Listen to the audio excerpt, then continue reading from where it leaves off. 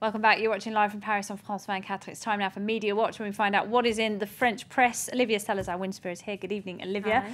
Now, Nicolas Sarkozy, as you were saying just last night, has a few legal woes at the moment, doesn't he? And we could actually be seeing him in the dock quite soon. Tell us more. A few troubles that are catching up with him now that he's not in the presidential hot seat. If you cast your mind back to the Bettencourt affair, remember Liliane Bettencourt, the L'Oréal heiress, who's alleged to have made huge campaign donations to Nicolas Sarkozy when he was campaigning in 2007. Now, this is the story coming up again today. Le Monde has got an interview with some former employees of Liliane Bettencourt. They worked in her house, and Le Monde has accessed their diaries and certain documents from the house where they refer to visits from a Monsieur Nicolas, or Nicolas S. They've been interviewed as well. We're talking about the driver, Liliane Bettencourt's nurse, and they give dates for these meetings when he stopped by the house and visited the Bettencourt couple. And allegedly got these stuffed brown envelopes. Well, they don't talk specifically about money, whether money changed hands, but they do name the time of year. For example, it was at the end of April when he was visiting the house regularly, 2007, and this corresponds with the time that as far as Liliane Bettencourt's former accountant says, she was making huge cash transfers from one account to the next. And we're talking about 50 to 100,000 euros.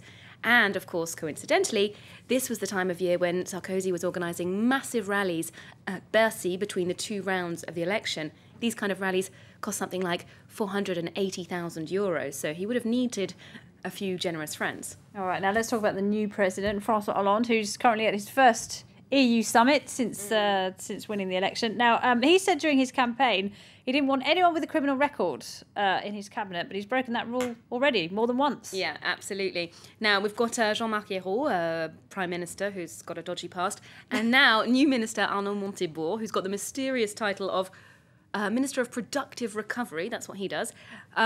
He's been convicted of slander. Now, Libération had the story on their front page this morning. There he is, looking wistful and convicted. In September of last year, he gave an interview to the regional paper, La Voix du Nord, in the context of his campaigning in the first round, the socialist primaries, because he wanted to be a candidate as well as François Hollande. Now, in this interview, he's meeting with some union representatives of the company See France. It's a public company, and he refers to the directors of this company as crooks, or escrocs in French. On Twitter? No, in live. I mean, it's recorded. He said it on, oh dear, he said it on Absolutely. camera, even worse. Excuse me. So now he has to give a symbolic euro to these men as compensation. Right. He also has to pay all the legal fees, which is about 3,000 euros. And of course, it's more of an embarrassment than anything. See France actually did go into administration afterwards, so he wasn't that wrong. But of course, it's slander. You can't just call public directors crooks like that. Because François Hollande rightly said, I don't want any convicted criminals in my government. Nadine Morano, who's a big tweeter these days from the right, from the UMP party, former minister, came out on her Twitter feed and said, well, I think that he should quit immediately if we're going on the principle of François Hollande, saying that I don't want any people with convictions in the government. So, I mean, François Hollande was questioned about this today. He didn't give any comment, but Jean-Marc Ayrault, the Prime Minister, said that Montebourg would be staying in the government. So the right's getting lots of ammunition over this one, aren't they? It's already started. Now, let's talk about France's first girlfriend. She doesn't want to be called First Lady, does she? Valérie Trierweiler. She's François Hollande's girlfriend.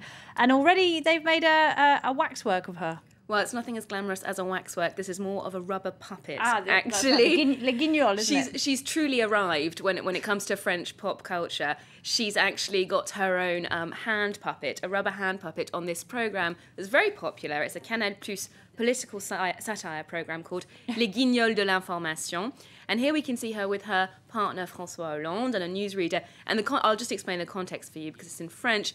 They're chatting together. She cuts in constantly. You know, she's a journalist, so she's quite strong conversationally. And during the little exchange, she receives a phone call from Barack Obama, and she says, François, maybe you should leave the room. This one's between me and Barack. Ah, good stuff.